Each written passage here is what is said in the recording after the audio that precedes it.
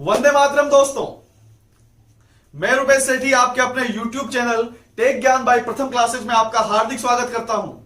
और बताइए क्या हाल चाल है आपके। आज हम आपके लिए अगली चीज लेके आए हैं। संविधान में हम काफी कुछ अध्ययन कर चुके हैं, जैसे संविधान का परिचय प्राप्त कर चुके हैं अपन।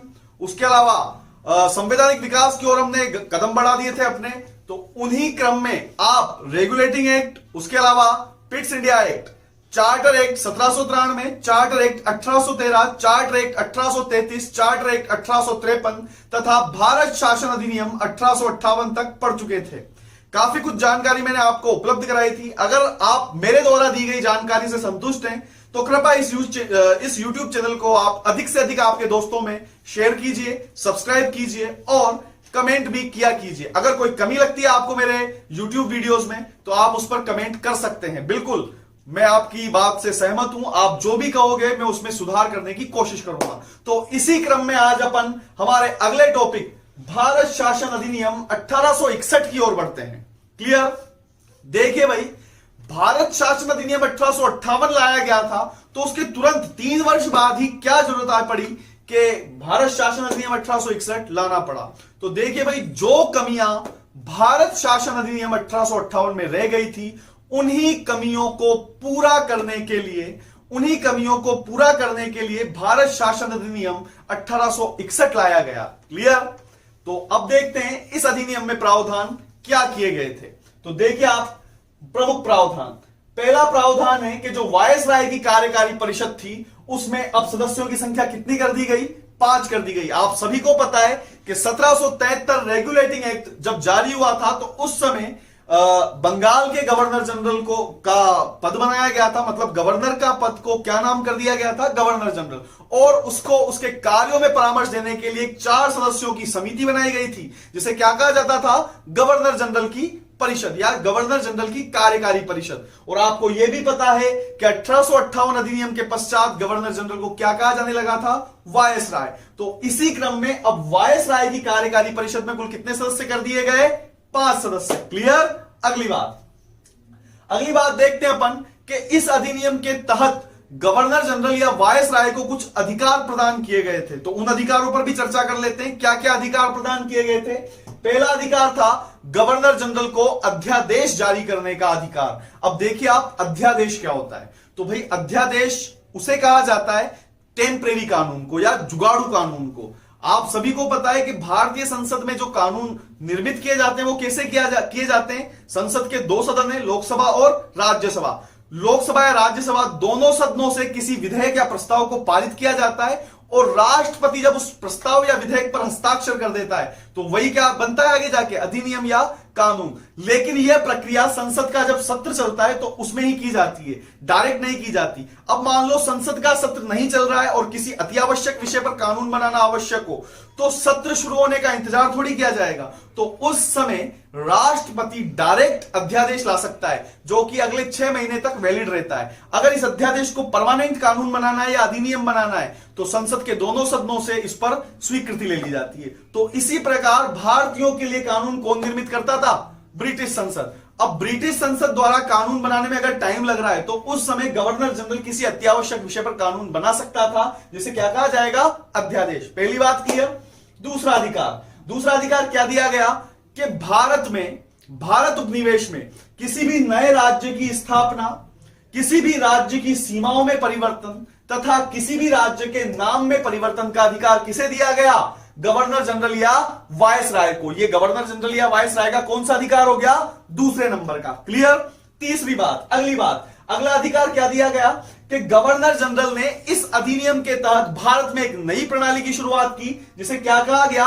विभागीय प्रणाली। विभागीय प्रणाली का मतलब कि मंत्रिमंडलीय प्रणाली। मतलब गवर्नर जनरल ने अपने अधीन कार्य करने वाले मंत्रियों को अलग अलग प्रकार के डिपार्टमेंट बांट दिए। जैसे किसी मंत्री को गृह विभाग दे दिया, किसी मंत्री को क्या दे दिया? रक्षा विभाग दे दिया, किसी को संचार विभाग दे दिया। तो इन विभागों में विभक्त कर दिया गया पूरी प्रशासनिक व्यवस्था को। इसलिए यहां से कौन सा प्रणाली शुरुआत हुई? विभागीय प्रणाली या मंत्रिमंडलीय प्रणाली। क्लियर? अगली बात, अब इस अधिनियम के तहत एक नई शुरुआत हुई है भारत में, तो उसे भी देखते हैं क्या शुरुआत हुई है।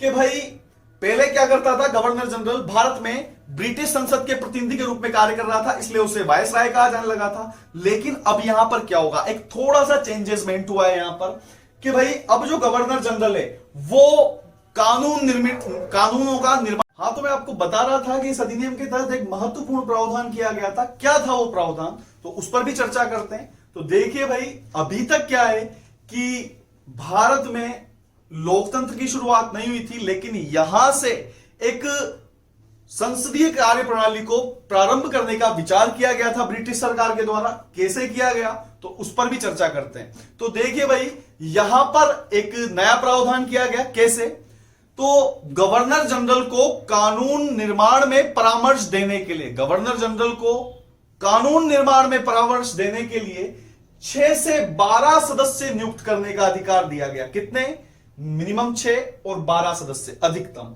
तो इसी कारण पहली बार भारत में विधान परिषदों का गठन देखने को मिला। एक बात बताइए आप मुझे कि विधान परिषद अपन एक तरीके से इसे बोल सकते हैं व्यवस्थापिका। क्या काम होता है व्यवस्थापिका का, मैंने आपको परिचय क्लास में बताया था कि व्यवस्थापिका का काम होता है कानूनों को निर्माण करना, कानूनों का निर्माण करना। अब गवर्नर जनरल और ये 6 से 12 सदस्य मिलकर क्या करेंगे, कानूनी तो निर्माण करेंगे ना। तो इसलिए अपन बोल सकते हैं कि विधान परिषदों का गठन किया गया है। क्लियर। और इस अधिनियम के तहत 3 भारतीय व्यक्तियों को केंद्रीय विधान परिषद में नियुक्त किया गया था। मतलब जो कानून निर्मात्री संस्था थी, विधान परिषद थी, जिसका पहली बार भारत में गठन किया गया इस अधिनियम के तहत, उस केंद्रीय विधान परिषद में 3 भारतीय सदस्यों को नियुक्त किया गया था। कौन कौन थे वो, तो पहला सदस्य था देवनारायण सिंह, जो कि कहां से थे, बनारस के राजा थे। उसके बाद नरेंद्र सिंह, जो कि पटियाला के राजा थे। और तीसरा नाम आता है सर दिनकर राव का, जो कि ग्वालियर रियासत के प्रधानमंत्री थे। इन तीनों व्यक्तियों को केंद्रीय विधान परिषद में नियुक्त किया गया था। क्लियर। अगली बात, अब आगे चलते हैं अपन। तो इस अधिनियम के तहत भारत में एक नवीन विचारधारा का प्रारंभ हुआ, उसका नाम था न्यायिक विकेंद्रीकरण की शुरुआत। देखिए भाई, आपको पता है 1773 अधिनियम के तहत सन 1774 में भारत में एक संघीय न्यायालय की स्थापना की गई थी कलकत्ता में, जिसमें 3 अन्य तथा 1 मुख्य न्यायाधीश थे। उस मुख्य न्यायाधीश का नाम मैंने आपसे पिछले वीडियो में पूछा था, आप उसका इस वीडियो में भी जो उस वीडियो में कमेंट नहीं कर पाए, वो यहां पर उसका नाम देना मुझे कि मुख्य न्यायाधीश कौन थे 1774 के संघीय न्यायालय के। तो यहां पर क्या हुआ है कि न्यायिक विकेंद्रीकरण की शुरुआत हुई है। मतलब भारत के अलग अलग राज्यों में स्टेट हाई कोर्ट्स की स्थापना की गई। तो 3 राज्यों में स्टेट हाई कोर्ट की स्थापना की गई थी इस अधिनियम के तहत। पहला मद्रास, दूसरा बॉम्बे और तीसरा कलकत्ता। इन तीनों जगह पे स्टेट हाई कोर्ट या राज्य उच्च न्यायालयों की स्थापना की गई थी। विकेंद्रीकरण का मतलब होता है शक्तियों को बांट देना। पहले पूरे भारत के मामले कहां पर सुलझाए जाते थे, संघीय न्यायालय में। अब लेकिन 3 हाई कोर्ट, मतलब उनको बांट दिया गया कामों को। तो कामों को बांटना ही क्या कहलाता है, विकेंद्रीकरण। और कामों को एक ही जगह कर देना क्या कहलाता है, केंद्रीकरण। तो कामों को बांटा गया, इसलिए न्यायिक विकेंद्रीकरण की शुरुआत हुई है। 3 स्टेट हाई कोर्ट्स की स्थापना की गई है। अगली बात करते हैं अपन प्रांतीय विधानसभाओं का गठन। तो इस अधिनियम के तहत कुछ राज्यों में राज्यों का गवर्नर जनरल बनाया गया, जिन्हें क्या कहा जाएगा, AGG, agent to governor general कहा जाएगा, या उन्हें डिप्टी गवर्नर भी कहा जाएगा। क्लियर। और उन तीनों राज्यों में 3 नई प्रांतीय विधानसभाओं का गठन किया गया था। पहला बंगाल, दूसरा मद्रास और तीसरा बंबई। ऐसे 3 नए राज्यों में 3 नई प्रांतीय विधानसभाओं का गठन इस अधिनियम के तहत किया गया। तो यह था आपका भारत शासन अधिनियम 1861। इसके बाद हम अगले अधिनियम की ओर बढ़ते हैं। तो दोस्तों, यह है हमारा अगला अधिनियम, भारत शासन अधिनियम 1892। तो देखिए भाई, 1861 पूरा हो चुका था, आपको समझ में भी आ गया है। एक बात कि जब भी कोई अधिनियम पूरा हो और अगर आप नोट्स बना रहे हैं तो इसका स्क्रीनशॉट ले लिया कीजिए, या फिर इसको पॉज करके भी आप अपने नोट्स रिटर्न कर सकते हैं। ठीक है, तो बढ़ते हैं हमारे अगले अधिनियम की तरफ, भारत शासन अधिनियम 1892। तो देखिए भाई, इस अधिनियम के प्रावधान पढ़ने से पहले हम देखते हैं कि उस समय की तत्कालीन परिस्थितियां क्या थी जिस कारण यह अधिनियम लाया गया। तो पहली परिस्थिति पर चर्चा करते हैं, तो उसका नाम है बंबई, कलकत्ता तथा मद्रास विश्वविद्यालयों की स्थापना हो चुकी थी। भाई, इस अधिनियम के पहले बंबई, कलकत्ता तथा मद्रास विश्वविद्यालयों की स्थापना हो चुकी थी। उस कारण शिक्षा का काफी विकास हो चुका था और लोगों में राष्ट्रवाद की भूमिका प्रबल हो रही थी, मतलब राष्ट्र के प्रति प्रेम की भावना प्रबल हो रही थी। दूसरा प्रावधान, दूसरी चीज के 1878 में ब्रिटिश सरकार द्वारा दो एक्ट जारी किए गए थे। पहला था वर्नाक्यूलर प्रेस एक्ट और दूसरा था इंडियन आर्म्स एक्ट। मतलब वर्नाक्यूलर प्रेस एक्ट के तहत मीडिया और जो ये समाचार पत्र जो हैं वो अंग्रेजों के विरुद्ध कुछ भी नहीं छाप सकते थे, और दूसरा था इंडियन आर्म्स एक्ट, मतलब कोई भी भारतीय बिना लाइसेंस का हथियार नहीं रख सकता था। क्लियर। तीसरी बात, तीसरी परिस्थिति, सामाजिक एवं सांस्कृतिक सुधार आंदोलन। तो उस समय के तत्कालीन विद्वानों के द्वारा, जैसे राजा राम मोहन राय इत्यादि के द्वारा कई प्रकार के समाज सुधार के कार्यक्रम चलाए जा रहे थे, जिससे लोगों की सोच और सामाजिक परिवेश में परिवर्तन हो रहा था या सामाजिक परिवेश का विकास हो रहा था। और अब आता है सबसे इंपॉर्टेंट बात। तो देखिए भाई, अभी तक भारतीय क्रांतिकारियों या भारतीय जनता के पास कोई भी ऐसा प्लेटफॉर्म नहीं था जो अंग्रेजी सरकार के पास जाकर अपनी बात कहे। लेकिन इसी बीच 1885 में भारतीय राष्ट्रीय कांग्रेस का उदय हो चुका था, गठन हो चुका था, और भारतीयों को अंग्रेज सरकार के पास अपनी बात पहुंचाने के लिए एक प्लेटफॉर्म मिल चुका था। तो ये उस समय की तत्कालीन परिस्थितियां थी जिन्हें ध्यान में रखते हुए भारत शासन अधिनियम 1892 में पारित किया गया था। तो अब अपन बढ़ते हैं इसके प्रावधानों की ओर कि इसके मुख्य प्रावधान क्या क्या थे। क्लियर। तो पहला प्रावधान पढ़ते हैं अपन, केंद्रीय विधान परिषद की सदस्य संख्या को 10 से बढ़ाकर कितना कर दिया गया, 16 कर दिया गया। क्लियर। पहले आपने देखा था कि 6 से 10 सदस्य नियुक्त कर सकता था गवर्नर जनरल अपनी परिषद में, जो क्या काम करेगा, जो परिषद क्या काम करेगी, कानून निर्माण के लिए, तो उसे क्या कहा जाता था, केंद्रीय विधान परिषद। लेकिन अब उसकी सदस्य संख्या बढ़ाकर कितनी कर दी गई है, 10 से कितनी कर दी गई है, 10 से बढ़ाकर उसकी सदस्य संख्या कर दी गई है 16। तो इस प्रकार केंद्रीय विधान परिषद की सदस्य संख्या में वृद्धि हुई इस अधिनियम के तहत। दूसरा प्रावधान देखते हैं, इस अधिनियम के तहत भारत में पहली बार निर्वाचन की शुरुआत हुई। निर्वाचन भी दो प्रकार का होता है, प्रत्यक्ष निर्वाचन और दूसरा होता है अप्रत्यक्ष। देखिए, आपका क्षेत्रीय वार्ड मेंबर, आपका सरपंच, आपका विधानसभा सदस्य और आपका लोकसभा सदस्य, ये सभी प्रत्यक्ष निर्वाचन के द्वारा चुने जाते हैं, मतलब जनता इनको डायरेक्ट वोट देती है। लेकिन जैसे राष्ट्रपति को जनता वोट खुद देती है क्या, नहीं देती। लेकिन विधानसभा के सदस्य, लोकसभा के सदस्य, राज्यसभा के सदस्य, ये सब मिलकर किसको वोट देते हैं, राष्ट्रपति को। तो हमारे द्वारा चुने गए प्रतिनिधि जब किसी को वोट देते हैं तो वही क्या कहलाता है, अप्रत्यक्ष निर्वाचन। तो इसी कड़ी में भारत में पहली बार इस अधिनियम के द्वारा अप्रत्यक्ष निर्वाचन की शुरुआत हुई, मतलब प्रांतीय विधानसभा सदस्यों के द्वारा केंद्रीय विधान परिषद के सदस्यों को चुना जाता था। तो यहां से ही किसकी शुरुआत हुई, भारत में पहली बार निर्वाचन की शुरुआत हुई है। हां, प्रत्यक्ष नहीं है, लेकिन किस प्रकार का निर्वाचन शुरू हो चुका है, अप्रत्यक्ष निर्वाचन शुरू हो चुका है। अगली बात की तरफ बढ़ते हैं, तीसरा प्रावधान, गवर्नर जनरल की जो परिषद थी, कार्यकारी परिषद, जो 1773 रेगुलेटिंग एक्ट से शुरू हुई थी, उस समय 4 थी, उसके बाद 5 सदस्य हुए, और इस अधिनियम के तहत कितने सदस्य कर दिए गए, उसमें 10 सदस्य कर दिए गए, जिसमें से 5 जो सदस्य होंगे वो क्या कहलाएंगे, सरकारी। गवर्नर जनरल की कार्यकारी परिषद में 5 सदस्य तो क्या कहलाएंगे, सरकारी, और जो 5 सदस्य हैं वो क्या कहलाएंगे, गैर सरकारी। जो सरकारी सदस्य हैं उन्हें गवर्नर जनरल द्वारा मनोनीत किया जाएगा, और जो गैर सरकारी सदस्य हैं वो निर्वाचित होंगे, और वो कहां से निर्वाचित होकर आएंगे, प्रांतीय विधानसभाओं से। क्लियर।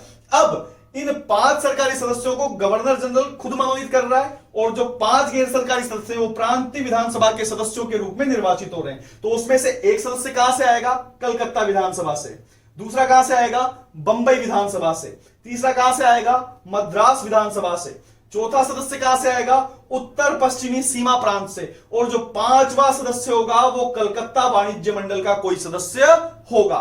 तो इस प्रकार ये गवर्नर जनरल की परिषद में 10 कार्यकारी सदस्य होंगे।